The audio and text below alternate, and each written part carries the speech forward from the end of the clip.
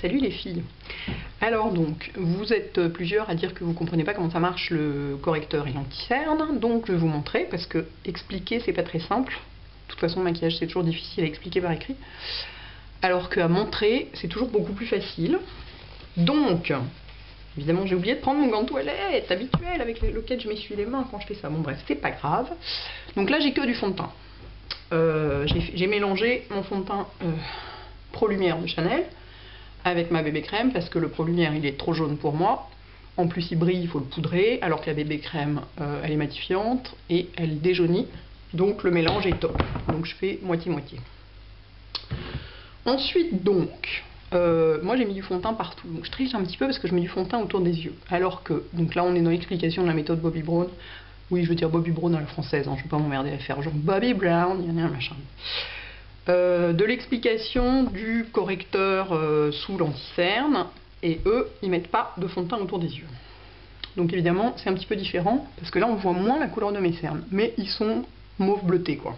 Donc, on m'a conseillé un anti-cerne qui s'appelle Light to Medium Bisque, que peut-être même je vais réussir à l'ouvrir, et qui est donc une sorte de rose clair, que bien entendu vous ne voyez pas à l'écran, mais je vous jure que c'est du rose clair à peine pêche. Donc, quand vous êtes pro, vous faites ça sur une cliente, quoi. Vous mettez ça au pinceau, moi évidemment je le fais au doigt, ça c'est mon maquillage à moi, hein. Vous inquiétez pas, ça n'est pas sale. Donc, on en prend un petit peu, vraiment peu, et on le met là où c'est moche. Non, là où c'est foncé. Vous avez vu mon vernis comme il est beau? Je le trouve sublime. C'est un Missa que j'avais commandé, regardez, dans la bouteille il est juste terrifiant parce qu'on voit des milliards de paillettes d'or, on se dit ouh mon dieu ça va faire dragon chinois. Et en fait non, sur la main il est vraiment joli quoi. J'aime beaucoup. Je l'avais commandé genre il y a 8 mois et j'avais tellement de trucs à essayer que je l'avais oublié dans un coin. Donc vous tapotez, surtout vous étirez pas. Si vous étirez ça va faire pas, ça va enlever les pigments. Vous tapotez là où il y en a besoin, seulement. Souvent on a un petit, à l'extérieur de l'œil, c'est un petit peu foncé. Parce qu'en fait, ce qui fait foncer ici, c'est ici, là. Il y a une veine qui passe. C'est ça qui est bleu. Et à l'extérieur de l'œil, il y a une autre petite veine qui passe. Donc c'est ça qui fait foncer. Donc en fait, pardon, le correcteur est là pour neutraliser la couleur du cerne. On dit un cerne. Enfin deux. Et non pas quoi? Et non pas le masquer. Juste neutraliser par couleur complémentaire. Je vous mettrai un cercle chromatique en photo. C'est pas compliqué. Pour neutraliser une couleur, vous prenez celle qui est en face, c'est-à-dire la couleur complémentaire. Donc si vous avez des cernes violets, vous prenez du orange. Si vous avez des cernes bleues, bah, normalement vous prenez du jaune. Là en l'occurrence, ils m'ont conseillé un rose pêche parce que les miennes ils sont un peu violacés, légèrement. Après je m'en fous sur le nez parce que si j'ai le nez rose, après ça va être moyen. Voilà, grosso modo ça marche comme ça. Après, si vous avez un doute, demandez quand même conseil, notamment chez Bobbi Brown, ils sont, pour la couleur des anti-cernes, ils sont de très bons conseils. C'est pas toujours le cas partout, mais là, ils sont vraiment topissimes. Donc n'hésitez pas à demander conseil. En plus, ils vous démaquillent, vérifiez à la lumière naturelle, ça dépend. Hein. Ceux qui sont au fin fond du CFO des champs, ils ne peuvent pas, mais... Donc voilà. Donc, mes cernes ne sont pas complètement masquées, mais ça va déjà vachement mieux. Et surtout, la couleur bleue est quasiment neutralisée. Je dis bien quasiment, parce que là, dans le coin, il en reste un peu. J'en mets un tout petit peu plus. Voilà. Donc évidemment, ça fait de la matière en plus. C'est pour ça que quand je vois des filles en leçon de maquillage qui arrivent avec la tête que j'ai là, en me disant j'ai des cernes, je leur dis non, t'as pas de cernes. C'est pas la peine de les mettre. Oui, je tutoie les jours leçon de maquillage, j'ai du mal à vous voyez. Enfin, bref, ça se voit l'anti-cerne. De toute façon, ça fait de la matière supplémentaire. Donc ça a tendance à vieillir un peu. Donc quand on peut éviter, quand on peut mettre que du fond de teint autour des yeux, c'est vachement mieux. Donc maintenant, par-dessus, je vais mettre l'anti-cerne. Qui, vous allez voir, il y a une couleur tout à fait différente. Qui est aussi un Bobbi Brown. Qui lui est complètement blanc. Attendez, je vous mets les deux côte à côte, vous allez voir. Vous allez voir que c'est pas le même usage. Vous voyez? Il y en a un qui est rose machin là. Et l'autre, bah, il est quasiment blanc. Bon, il semble qu'il soit un petit peu clair pour moi, d'après ce que m'a dit la jeune femme pendant ma leçon de maquillage, mais il faut dire que je l'ai acheté au mois de janvier, quand je ressemblais à un vampire, et que donc forcément, à l'époque, il était parfaitement adapté. Bon, l'intérêt de faire ça au pinceau, c'est aussi que vous en foutez pas partout comme je le fais là. Mais au pinceau, vous avez tendance à tirer la matière. Or là, si vous tirez la matière, vous êtes foutu. Parce que vous entraînez tout ce qu'il y a dessous. Et c'est pas l'idée, il faut que le correcteur reste en place. L'anti-cerne, on veut le déposer par-dessus. Il faut surtout pas tirer, sinon vous emmenez le correcteur avec. Vous voyez, c'est compliqué tout ça. Donc après, évidemment, vous avez 3 cm d'épaisseur de truc autour des yeux et vous avez l'air d'avoir 10 ans de plus. Mais il faut savoir ce qu'on veut. J'exagère un tout petit peu, mais je vous assure, l'anti-cerne c'est un truc. Moi je peux pas m'en passer parce que j'en ai toujours mis, je suis hyper habituée. Je me reconnais pas dans la glace si j'en ai pas, mais honnêtement, il y a des maquilleurs qui m'ont dit que je devrais pas en mettre quoi. Enfin, sauf sur l'œil gauche. Malheureusement mes deux yeux sont pas foutus du tout de la même manière et j'ai l'œil gauche beaucoup plus cerné que l'œil droit. Là, je neutralise ce.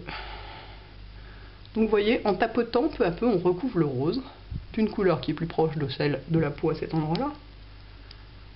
Le coin, super important. Moi, je suis obligée de faire ça pour bien tirer ma peau. Hop, le petit coin externe. On va mettre un tout petit peu ici. Vous pouvez poser avec un doigt et estomper avec l'autre. Toc. Où est-ce qu'on en est? J'ai toujours cette vallée des larmes, comme on l'appelle, qui prend plus d'ombre évidemment, mais tant qu'on n'aura pas trouvé le produit pour la combler, sans que ça se voit, Dr Botox refuse d'y toucher. Or le produit que je guigne, on n'a que 27 mois de recul dessus, et non pas 36 comme Dr Botox l'exige. Il n'est pas le seul d'ailleurs, je crois que c'est la loi. Donc de toute façon, il ne veut pas y toucher pour moi. Donc je suis obligée de rester avec ma vallée des larmes. Bah oui, si vous pleurez, ça coule direct dedans. Alors donc, vous voyez là, clairement, ça a besoin d'être poudré. Parce que vous voyez, regardez comme ça crease. Donc, moi je poudre que ça. Sauf s'il fait très chaud, je vais poudrer la zone médiane. Mais je poudre que ça. Je vais le faire tout de suite pour que ça tienne. Avec mon beau pinceau Hakuodo.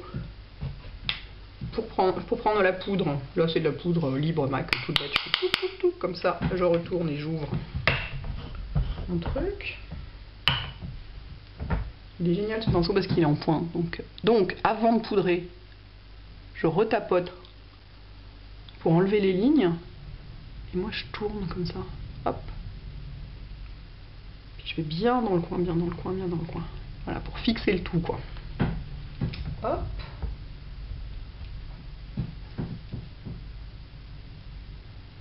Donc vous voyez, ça a impérativement besoin d'être poudré, ça, parce que ça ne tient pas 3 minutes sinon. C'est des textures très grasses qui vraiment ne tiennent pas du tout.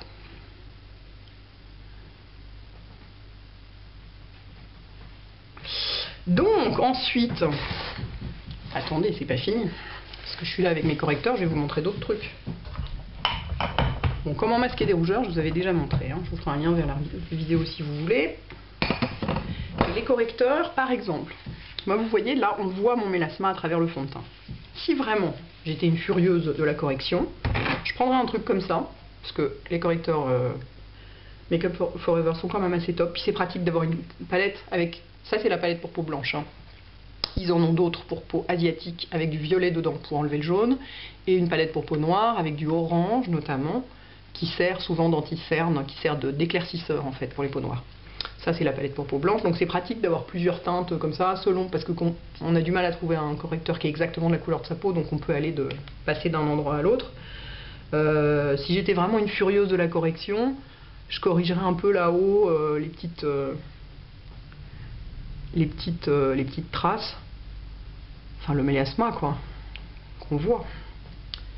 Mais je suis pas une furieuse de la correction, et puis je trouve que le correcteur se voit malgré tout. Comme c'est plus épais que le fond de teint, je trouve que ça a tendance à se voir. Vous voyez, là on voit un petit peu, je sais pas, d'un coup on voit les pores et tout, enfin. Alors il m'arrive d'en mettre un petit peu ici, parce que là j'ai une tache de mélasma toujours qui se voit vraiment beaucoup. Enfin, vraiment beaucoup selon moi. Non, je filme toujours pas avec le Bloggy, vous rigolez. J'ai réussi à le sortir de la boîte pour voir s'il se vissait sur le pied photo, c'était déjà un bel exploit. Ici aussi, vous voyez, on peut cacher un peu les... Mais il faut y aller mollo sur les correcteurs parce que ça se voit. ça fait de l'épaisseur, quoi. Et c'est forcément toujours des trucs plus épais que le fond de teint, pour tenir, quoi. Donc voilà, là c'est voilà, mon visage est corrigé et anti-cerné. Et ben c'est tout pour cette vidéo là. Je vais les découper en petites tranches, comme ça vous pourrez les regarder individuellement.